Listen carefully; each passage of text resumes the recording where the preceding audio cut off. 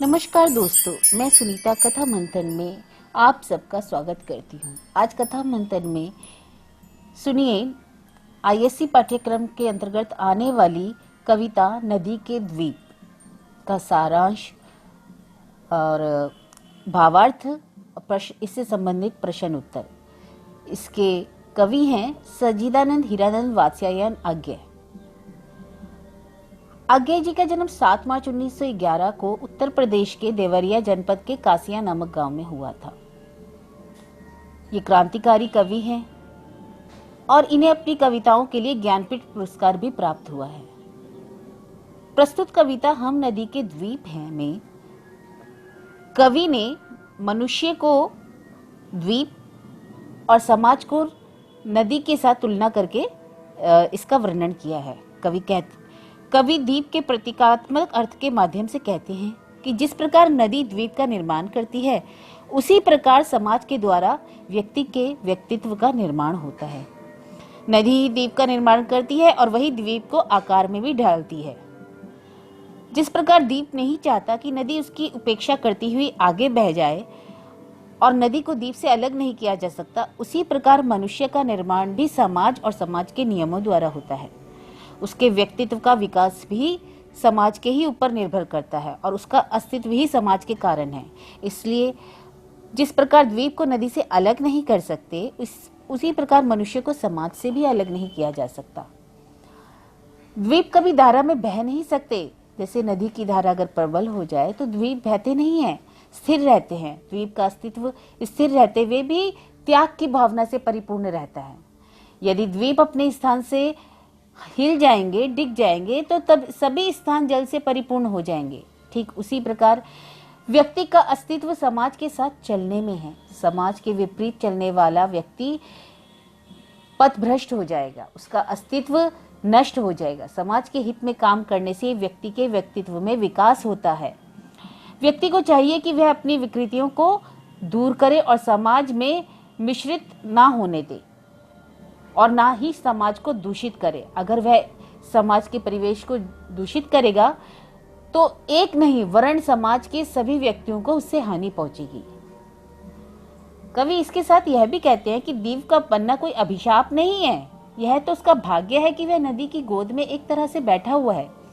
नदी के द्वीपों के अस्तित्व को शेष भूभागों से जोड़ती है, इसलिए यह भूभाग द्वीप के पिता के समान है।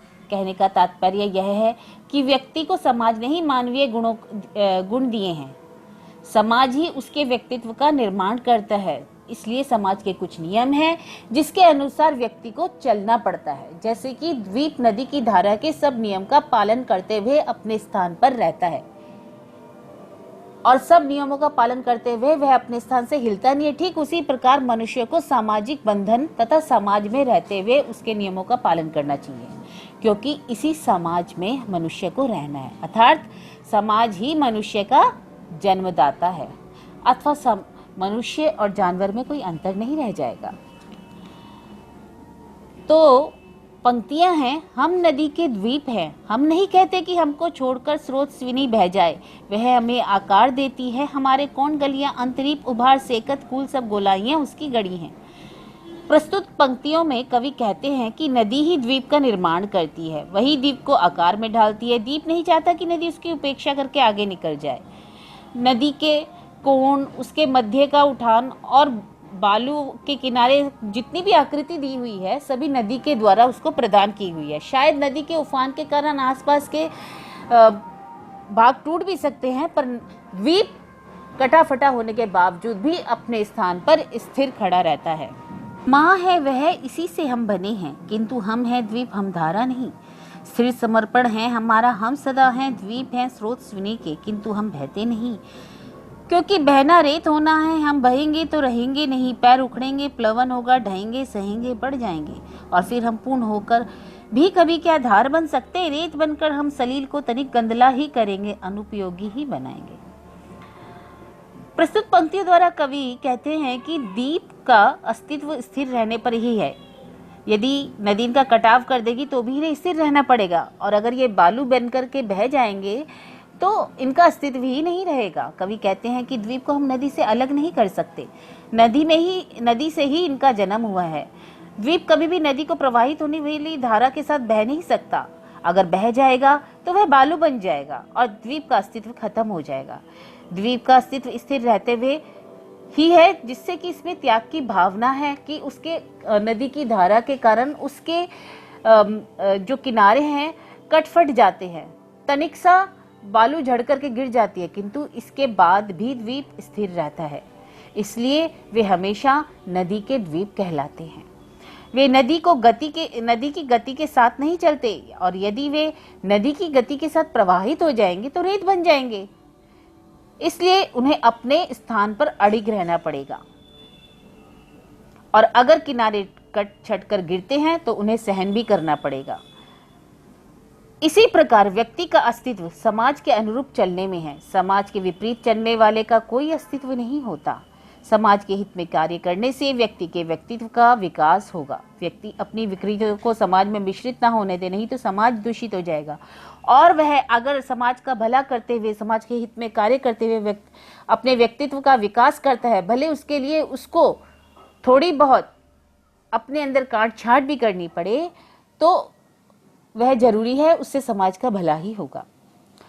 द्वीप है हम, यह नहीं है शाप, यह अपनी नियति है। हम नदी के पुत्र हैं, बैठे नहीं क्रोध में। वह वृहत भूखंड से हमको मिलाती, वह भूखंड अपना पितर है। द्वीप का यही भाग्य कि वह नदी के बीच में है, वहीं नदी ने उसे सजाया और संवारा है। कवि कहते हैं कि द्वीप बनना कोई अभिशाप नहीं है, यह तो उनका भाग्य है कि वे नदी के पुत्र हैं और उसकी गोद में बीच जलधारा में बैठे हुए हैं। अर्थात मनुष्य को समाज ने बनाया है, सजाया है, संवारा है, अर्थात समाज मनुष्य का पिता है।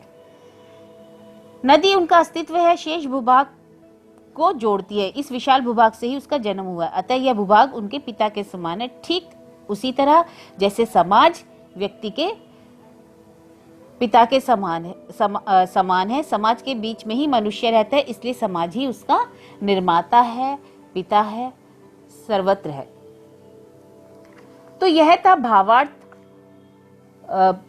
नदी के द्वीप का, और इससे संबंधित प्रश्न उत्तर आप हमारी वेबसाइट kathamanthan.com से भी प्राप्त कर सकते हैं, जिसका लिंक मैं आपको डिस्क्रिप्शन बॉक्स में दे दूंगी।